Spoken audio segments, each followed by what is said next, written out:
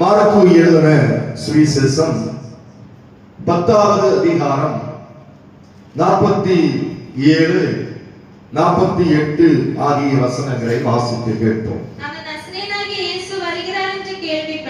அவன் நசரேயனாகிய இயேசு வருகிறார் என்று கேள்விப்பட்டு இயேசுவே தாவீதின் குமாரனே எனக்கு இரங்கும் என்று கூப்பிடத் தொடங்கினான். அவன் பேசாதிருக்கும்படி அநேகர் அவனை அதட்டினார்கள். அவனோ தாவீதின் குமாரனே எனக்கு இரங்கும் என்று முன்னிலும் அதிகமாய் கூப்பிட்டான். கர்த்தருக்கு ஸ்தோத்திரம் உண்டாகட்டும். இந்த நாளிலும் தேவனுடைய சன்னிதானத்திலே பாதத்திலே வந்திருக்கின்ற எல்லா தேவ பிள்ளைகளையும் இயேசு கிறிஸ்துவின் நாமத்தினாலே வாழ்த்தி வரவேற்கிறேன். கிருபையும் சமாதானமும் நம் அனைவரோடும் கூட இருப்பதாக. இரக்கம் உள்ள தேவன் என்கின்ற தலைப்பிலே இந்த நாளிலும் தேவனுடைய வார்த்தைகளை நாம் தியானம் செய்ய போகிறோம். இரக்கம் உள்ள தேவன். வேத புஸ்தகத்திலே நாம் வாசிக்கும் பொழுது எபேசியர் 2வது அதிகாரம் 4வது வசனத்தில் எழுதப்பட்டிருக்கிறது, நம்முடைய தேவன் இரக்கத்தில் ஐஸ்வர்யம் உள்ள தேவன் என்று எழுதப்பட்டிருக்கிறது. நம்முடைய தேவன் எப்படிப்பட்டவர் என்று சொல்லப்பட்டிருக்கிறது வேதத்திலே. அவர் இரக்கத்தில் ஐஸ்வர்யம் உள்ள தேவன் என்று எழுதப்பட்டிருக்கிறது.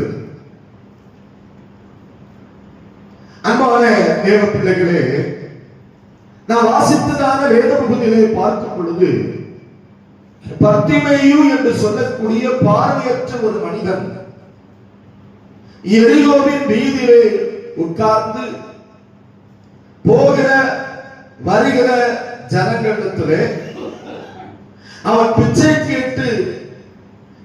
கேட்கக்கூடிய ஒரு மனிதனாக காணப்பட்டார் என்று வேதத்திலே வாசிக்கின்றோம். இயேசு கிறிஸ்து வழியாக வருகிறார் என்கிற செய்தி அவன் கேட்ட பொழுது இயேசுவை நோக்கி அவன் கூப்பிடுகிறான். அதைத்தான் இன்றைக்கு தியானத்திற்காக நாம் எடுத்து வைத்திருக்கின்றோம். இயேசு வருகிறார் என்கிற செய்தி அவன் கேட்ட பொழுது, இயேசுவே தாவீதின் குமாரனே எனக்கு இரங்கும் என்று சொல்லி அவன் கூப்பிட ஆரம்பித்தான். அதுவரையிலும் வருகிற போகிற ஜனங்களிடத்திலே ஏதாவது தனக்கு உதவிக்காக கேட்கின்ற மனிதன் இயேசு வருகிறார் என்கிற செய்தி அவன் கேட்ட பொழுது, இயேசுவே எனக்கு இரங்கும் என்று அவன் கூப்பிட்டதாக வேதத்தில் எழுதப்பட்டிருக்கிறது.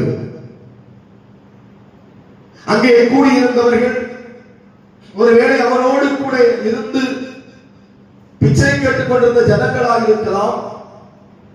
ஒருவேளை இயேசுவோடு கூட பிரயாணத்தில் இருந்த ஜனங்களாக இருக்கலாம். அவர்கள் சொன்னார்களாம், நீ பேசாமல் நீ அமைதலாயிரு என்று சொல்லி அவனை அதட்டினார்கள் எழுதப்பட்டிருக்கிறது. ஆனால் வேதம் சொல்லுகிறது, அவன் இன்னும் அதிகமாக கூப்பிட தொடங்கினானாம்.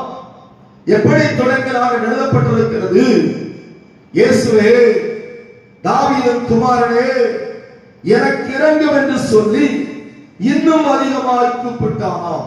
கர்த்தருக்கு ஸ்தோத்திரம் உண்டாகட்டும். நம்முடைய பிரசங்கத்தினுடைய சாராம்சம் இதுதான். அந்த பர்திமேயு என்று சொல்லக்கூடிய பார்வையற்ற மனிதன் இயேசு கிறிஸ்துவிடத்திலே இரக்கத்திற்காக கெஞ்சினான், இரக்கத்திற்காக ஜெபித்தான், இரக்கத்திற்காக இயேசுவை நோக்கி கூப்பிட்டான் என்பது வேதத்திலே சொல்லப்பட்டிருக்கிறது. நாம் இன்றைக்கு படிக்கின்ற வேத பாடமும் அதுதான், இரங்குகிற தேவன்.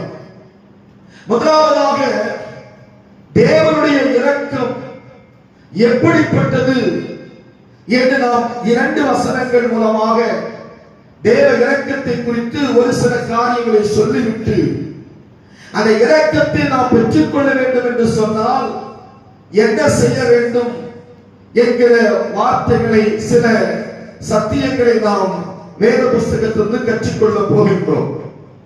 வாசிக்க கேட்போம். புலம்பலின் புத்தகம் 3ஆம் அதிகாரம் 22, 23, 32 வசனங்களையும், ரோமருக்கு எழுதின நிருபம் 9ஆவது அதிகாரம் 15, 16 வசனங்களையும் நாம் வாசிக்க கேட்போம். புலம்பல் 3ஆம் அதிகாரத்தை வாசிக்க கேட்கின்றோம். நாம் நிர்மூலமாகாமல் இருப்பது கர்த்தருடைய கிருபையே, அவருடைய இரக்கங்களுக்கு முடிவில்லை. அவைகள் காலைதோறும் புதியவைகள். உமது உண்மை பெரிதாயிருக்கிறது. வசனம் 32. அவர் சஞ்சலப்படுத்தினாலும் தமது மிகுந்த கிருபையின்படி இறங்குவார். கர்த்தருக்கு ஸ்தோத்திரம் உண்டாகட்டும். வேதத்தில் நாம் வாசிக்க கேட்டோம். புலம்பலின் புத்தகம் 3ஆம் அதிகாரம் 22வது 23வது வசனம் சொல்லுகிறது, நாம் நிர்மூலமாகாமல் இருப்பது, நாம் அழிந்து போகாமல் இருப்பது, இன்றைக்கு வரைக்கும் நாம் உயிரோடு இருப்பது, ஆரோக்கியத்தோடு இருப்பது, தேவனுடைய நன்மைகளை பெற்று மகிழ்ச்சியோடு இருப்பது தேவனுடைய கிருபையாகும். அதற்கு காரணம் அவருடைய இரக்கங்களுக்கு முடிவில்லை என்று எழுதப்பட்டிருக்கிறது.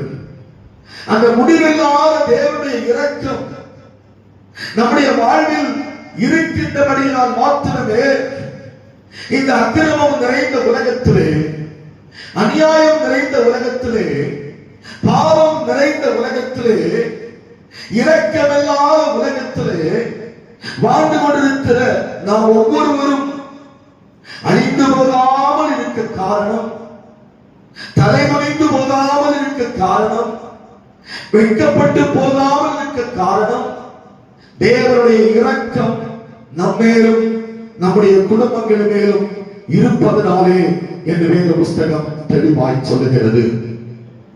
இன்னும் 32வது வசனத்திலே என்ன வாசிக்கின்றோம்? வாசிக்க கேட்போம். அவர் சஞ்சலப்படுத்தினாலும், 32ஆம் வசனம்,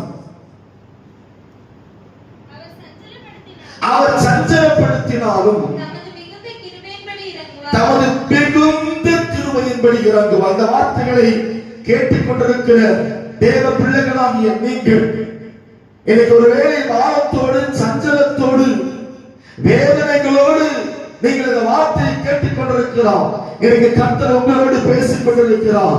கர்த்தர் மிகுந்த கிருபையோடு உங்களுக்கு இன்னைக்கு இறங்குவார். எத்தனை விசுவாசிக்கிறீங்க? விசுவாசிக்கிற தேவ பிள்ளைகள் கரங்களை உயர்த்தி கர்த்தரை ஸ்தோத்திரம் பண்ணலாமே. ஸ்தோத்திரம். மிகுந்த கிருபையோடு கர்த்தர் உங்களுக்கு இறங்குவார். நீங்கள் எப்படிப்பட்ட சூழலில் இந்த வார்த்தைகளை கேட்டுக்கொண்டிருந்தாலும், தேவ சந்நிதியிலே நீங்கள் எப்படிப்பட்ட சூழ்நிலையிலே இந்த வார்த்தைகளை கேட்டுக்கொண்டிருந்தாலும், ஆண்டவர் சொல்லுகிறார், மிகுந்த கிருபையோடு கர்த்தர் உங்களுக்கு இறங்குவார்.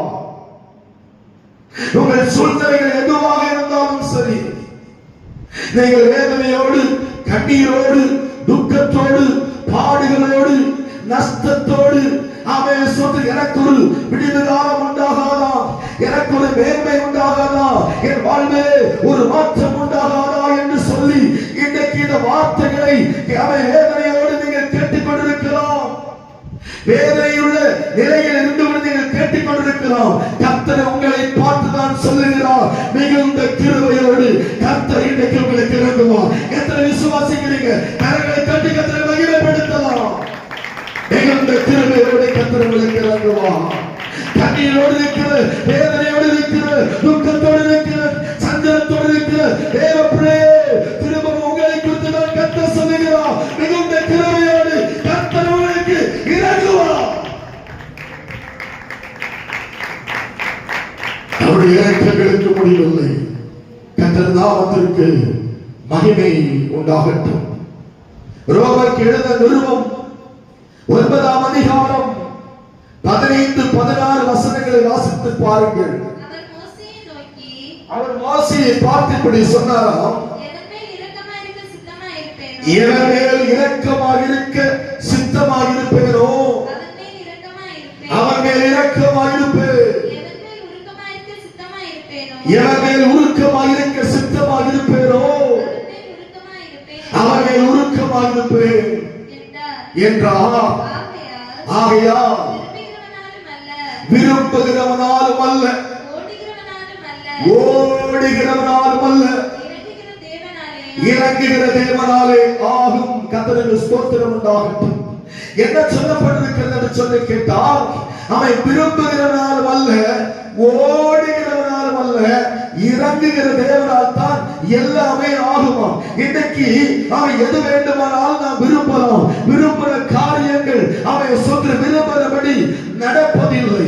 நாம் எத்தனையோ காரியங்களுக்காக பிரயாசப்படலாம். பிரயாசப்படுகிற காரியங்கள் நமக்கு தோல்வியாக இருக்கலாம். விரும்புகிற காரியங்கள் நமக்கு தோல்வியாக இருக்கலாம். நாம் முயற்சிக்கின்ற காரியங்கள் நமக்கு தோல்வியாக இருக்கலாம். ஆனால் ஆண்டவருடைய இரக்கம் நமக்கு இருக்குமானால், தேவனுடைய இரக்கத்தை நாம் பெற்றுக் கொள்ளும் பொழுது, ஆமென் ஸ்தோத்திரம், நாம் நினைத்து பார்க்காத காரியங்கள், நாம் வேண்டிக் கொள்வதை பார்த்து பெரிய காரியங்களை கர்த்தர் நமக்கு செய்ய முடியும். அதற்கு காரணம் தேவனுடைய இரக்கம் நம்மில் இருந்தால்.